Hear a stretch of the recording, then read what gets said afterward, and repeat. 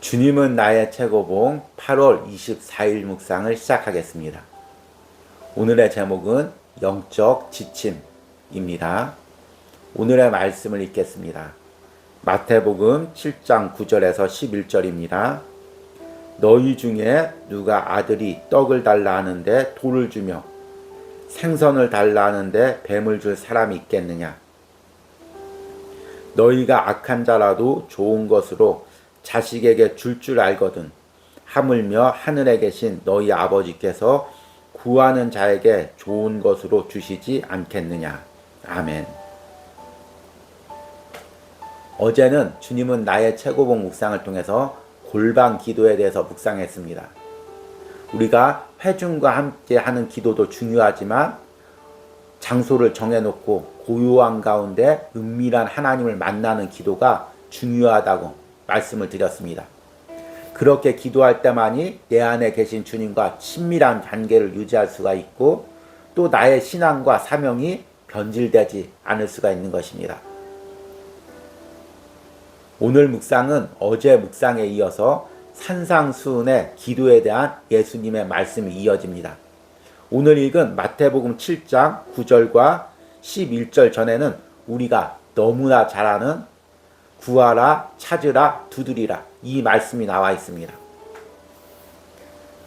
구하라 그리하면 너희에게 주실 것이요 찾으라 그리하면 찾아낼 것이요 문을 두드리라 그리하면 너희에게 열릴 것이니 구하는 이마다 받을 것이요 찾는 이는 찾아낼 것이요 두드리는 이에게는 열릴 것이니라. 아멘. 그리고 이 말씀에 대한 대답으로서 하나님께서 우리가 구하고 찾고 두들길 때마다 응답하는 그 이유에 대해서 예수님께서 오늘 본문 마태복음 7장 9절 이하의 말씀을 하십니다. 너희 중에 누가 아들이 떡을 달라 하는데 돌을 주며 생선을 달라 하는데 뱀을 줄 사람이 있겠느냐? 너희가 악한 자라도 좋은 것으로 자식에게 줄 알거든 하물며 하늘에 계신 너희 아버지께서 구하는 자에게 좋은 것으로 주시지 않겠느냐. 하나님께서 우리가 구하고 찾고 두드릴 때마다 응답하시는 이유는 하나님께서 우리 아버지시기 때문입니다. 세상 아버지들도 자녀에게 좋은 것을 주듯이 하늘에 계신 아버지가 당신의 자녀에게 어찌 좋은 것으로 응답하지 않겠느냐. 이 말씀인 것입니다. 그런데 우리는 이 말씀을 오해해서 내가 필요한 거, 내가 요구하는 거 무조건 하나님께 찾고 구하고 두들기면 하나님을 귀찮게 하면 하나님께서 들어주실 수밖에 없다. 이렇게 해석해서 하나님께 무조건 매달리고 요구하는 기도를 할 때가 많이 있습니다.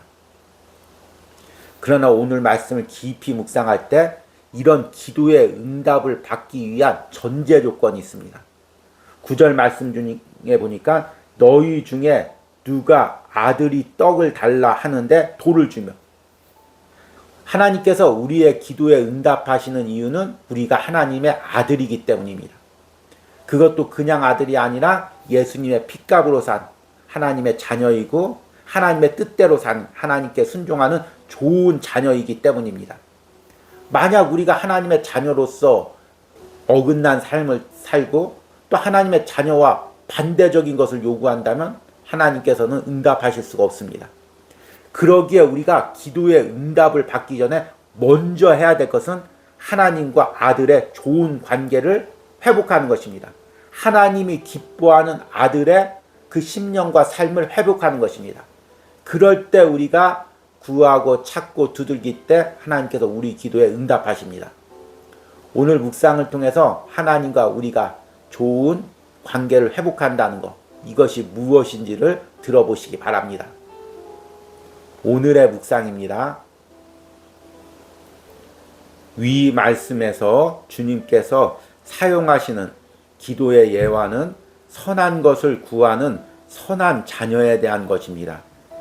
우리는 기도에 대해 말할 때 마치 하나님은 우리와 하나님과의 관계에 상관없이 우리의 기도를 들으시는 것처럼 말합니다. 결코 당신이 구하는 것을 하나님께서 주시지 않는 것이 주의 뜻이라고 말하지 마십시오. 기도가 응답되지 않았다고 그냥 자리에 앉아 있지 말고 응답되지 않은 이유를 여러 영적 지침을 펼쳐서 찾아보십시오. 당신의 아내 혹은 남편과의 관계, 자녀와의 관계, 동료들과의 관계는 어떠합니까? 당신은 그러한 관계 속에서 하나님의 좋은 자녀입니까? 오 주님, 저는 짜증을 냈고 신경질을 부렸습니다. 그러나 영적 축복을 원합니다. 그러나 당신은 그 축복을 받을 수 없습니다. 당신이 하나님의 좋은 자녀의 자세를 가질 때까지는 그 축복 없이 지내야 합니다.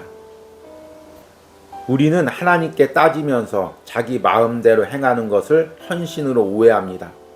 우리는 영적 지침을 보지 않습니다. 다른 사람에게 빚진 돈을 갚지 않으면서 그것을 갚기 위해 구하기보다 내가 원하는 뭔가를 더 얻기 위해 하나님께 돈을 달라고 구하지는 않습니까? 나에게 속한 사람을 자유롭게 하지 않으면서 내게 자유를 달라고 구하고 있지는 않습니까? 남의 과실을 용서하지 않고 냉정하게 대하지 않았습니까? 친척들과 친구들 사이에서 하나님의 자녀로서 살았습니까? 우리는 오직 거듭남으로 하나님의 자녀가 됩니다. 그러나 오직 빛 가운데 행할 때 하나님의 좋은 자녀가 됩니다. 우리 대부분은 기도를 종교적 상투어로 바꾸어 버렸습니다. 그래서 기도가 감정의 문제가 되었고 하나님과의 신비한 체험이 되었습니다. 우리는 모두 영적 안개를 만드는데 전문가들입니다. 우리가 영적 지침을 펴본다면 우리는 무엇이 잘못되었는가를 뚜렷하게 보게 될 것입니다. 친구와의 관계, 갚지 않은 빚, 혈기를 부린 것 등 우리가 하나님의 자녀로서 살지 않는 한 기도는 아무 소용이 없습니다. 우리가 하나님의 자녀로 살아갈 때 예수님은 구하는 이마다 얻을 것이요 라고 말씀하십니다. 아멘. 우리는 그동안 주님은 나의 최고봉 묵상을 통해서 기도에 대해서 여러 번 묵상을 했습니다. 기도에 대해서 저자가 가장 중심적으로 말하는 것은 우리가 기도할 때 내 뜻과 내 요구대로 기도하지 않고 하나님의 뜻대로 요구해야 응답을 받는다는 것입니다. 그 대표적인 것으로 예수님의 삶을 들었습니다.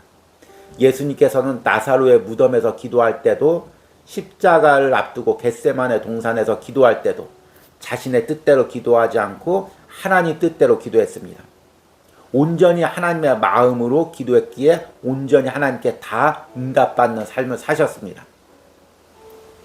그래서 우리도 기도할 때 하나님 뜻대로 기도해야 됩니다. 그런데 이 저자의 묵상을 잘못 해석하면 우리가 기도하다가 응답받지 않으면 내가 하나님 뜻대로 기도하지 않아서 그런가 보구나 하고 쉽게 내려놓고 기도를 중단하고 포기할 수가 있다는 것입니다. 그런데 오늘 묵상에서 저자는 내가 기도가 응답되지 않았을 때는 왜 응답되지 않았는가를 면밀히 살피라고 이야기하고 있습니다. 결코 당신이 구하는 것을 하나님께서 주시지 않는 것이 주의 뜻이라고 말하지 마십시오. 기도가 응답되지 않았다고 그냥 자리에 앉아 있지 말고 응답되지 않은 이유를 여러 영적 지침을 펼쳐서 찾아보십시오. 그리고 저자는 그 영적 지침 가운데 기도가 응답되지 않은 원인 중에서 가장 핵심적인 것이 하나님과 나와의 관계라는 것입니다. 내가 기도가 응답되지 않으면 하나님과 나의 관계에서 내가 하나님의 자녀로서 이 세상에서 온전한 삶을 살고 있는지 먼저 검토해 보라는 것입니다. 위 말씀에서 주님께서 사용하시는 기도의 예화는 선한 것을 구하는 선한 자녀에 대한 것입니다. 우리는 기도에 대해 말할 때 마치 하나님은 우리와 하나님과의 관계에 상관없이 우리의 기도를 들으시는 것처럼 말합니다. 당신의 아내 혹은 남편과의 관계, 자녀와의 관계, 동료들과의 관계는 어떠합니까? 당신은 그러한 관계 속에서 하나님의 좋은 자녀입니까? 오 주님, 저는 짜증을 냈고 신경질을 부렸습니다. 그러나 영적 축복을 원합니다. 그러나 당신은 그 축복을 받을 수 없습니다. 당신이 하나님의 좋은 자녀의 자세를 가질 때까지는 축복 없이 지내야 합니다. 하나님께서 우리 기도를 들으시는 이유는 하나님이 우리 아버지고 내가 하나님의 자녀이기 때문입니다. 내가 하나님의 좋은 자녀로서 아버지에게 구하기 때문에 하나님께서 기도를 들으시고 응답해 주시는 것입니다. 그런데 내가 하나님의 자녀로서의 삶은 살지 않고 계속해서 세상 사람들처럼 화내고 짜증내고 또 내 주변 사람들, 가족과의 관계가 다 어그러진 상태에서 무조건 하나님에게 구하기만 한다면 하나님께서는 응답해 주시지 않는다는 것입니다. 먼저 하나님과 아들의 선한 관계가 회복되어야 된다는 것입니다. 저자가 아주 우리 마음에 찔리는 이야기를 합니다. 우리 삶이 전혀 하나님의 자녀로서의 삶이 아니면서도 하나님께 우리 것을 요구하는 그 모습을 아주 적나라하게 지금 이야기하고 있습니다. 우리는 하나님께 따지면서 자기 마음대로 행하는 것을 헌신으로 오해합니다. 우리는 영적 지침을 보지 않습니다. 다른 사람에게 빚진 돈을 갚지 않으면서 그것을 갚기 위해 구하기보다 내가 원하는 뭔가를 얻기 위해 하나님께 돈을 달라고 구하지 않습니까? 나에게 속한 사람을 자유롭게 하지 않으면서 내게 자유를 달라고 구하고 있지 않습니까?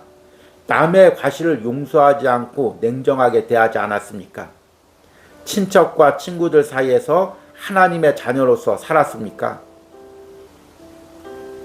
타인에게 꾼 돈을 갚지 않고 타인의 마음을 아프게 하고 타인에게 손해를 끼치면서 하나님과의 관계에서는 하나님 내게 물질을 주십시오, 복을 주십시오 구한다는 것입니다. 물질의 관계에서뿐만 아니라 사람과의 관계에서도 타인에게 상처를 주고 아픔을 주고 하나님 내게는 은혜 주십시오 구한다는 것입니다. 이것이 맞지 않는다는 것입니다. 응답되지 않는 기도의 대표적인 특징이라는 것입니다. 그래서 우리 기도가 응답되지 않았을 때 먼저 내 주변의 사람과의 관계 가운데서 내가 어떤 관계가 있는지를 점검해 보라는 것입니다. 그런데 우리는 이런 것들은 대개 보지 않습니다. 그리고 하나님과의 관계 속에서만 하나님 내가 기도했는데 왜 응답해 주지 않습니까? 그렇게 생각한다는 것입니다. 저자는 이것을 영적 안개를 만드는 일이라고 이야기합니다. 우리는 오직 거듭남으로 하나님의 자녀가 됩니다. 그러나 오직 빛 가운데 행할 때 하나님의 좋은 자녀가 됩니다. 우리의 대부분은 기도를 종교적 상투어로 바꾸어 버렸습니다. 그래서 기도가 감정의 문제가 되었고 하나님과의 신비한 체험이 되었습니다. 우리는 모두 영적 안개를 만드는데 전문가들입니다. 우리가 영적 지침을 펴본다면 우리는 무엇이 잘못되었는가를 뚜렷하게 보게 될 것입니다. 우리가 기도를 할 때 하나님과 신비한 체험, 영적인 체험만을 강조하고 이 세상에 살면서 내가 하나님의 자녀로서 살았는지는 눈을 가린다는 것입니다. 영적 안개를 만든다는 것입니다. 그런데 이 세상에서 내가 어떤 관계를 맺고 있고 어떤 삶을 살고 있는지 직시하고 그것을 바라보고 그 중에서 하나님의 자녀로서의 삶에서 부족한 부분은 우리가 깨우치고 고치고 회개하고 하나님과의 온전한 자녀의 관계가 회복될 때 하나님께서 우리의 기도를 들으시고 응답하신다는 것입니다. 오늘 묵상을 들으면서 어떻습니까? 저도 그렇고 여러분도 그렇고 많이 찔림을 받지 않습니까? 오늘 묵상을 통해서 우리가 기도도 중요하지만 그 기도에 앞서서 내가 사람과의 관계에서 세상과의 관계에서 하나님의 자녀로서 살지 못하고 있는 부분이 무엇인지를 점검해 보시기 바랍니다. 오늘의 적용 질문입니다. 지금 나의 삶은 하나님의 자녀로서의 삶을 살고 있습니까? 그동안 내가 영적 안개를 만들어 외면하고 있었던 세상에서의 내 삶의 모습은 어떠합니까? 우리 기도하시겠습니다. 너희 중에 누가 아들이 떡을 달라 하는데 돌을 주며 생선을 달라 하는데 뱀을 줄 사람이 있겠느냐? 주님, 하나님께서 우리 아버지시기에 우리가 기도할 때 아들에게 좋은 것으로 주신다고 말씀하십니다. 그러나 우리는 아들로서, 좋은 아들로서의 관계를 하나님과 유지하지 못하고 세상 사람들과 똑같은 모습으로 살고 있었던 우리의 모습을 오늘 묵상 속에서 깨닫습니다. 주님, 내가 무엇을 구하기 전에 먼저 하나님의 좋은 자녀로서의 삶과 심령을 회복하기를 원합니다. 내가 가족과의 관계에서, 또 세상 사람과의 관계에서, 교회 안에서 관계에서 좋은 하나님의 자녀로서의 삶을 먼저 회복하기를 원합니다. 그리고 하나님께 구하기를 원합니다. 하나님의 자녀로서의 삶이 회복되는 은혜를 오늘 주님은 나의 최고봉을 묵상하는 모든 심령에게 허락하여 주시옵소서. 예수님의 이름으로 기도했습니다. 아멘.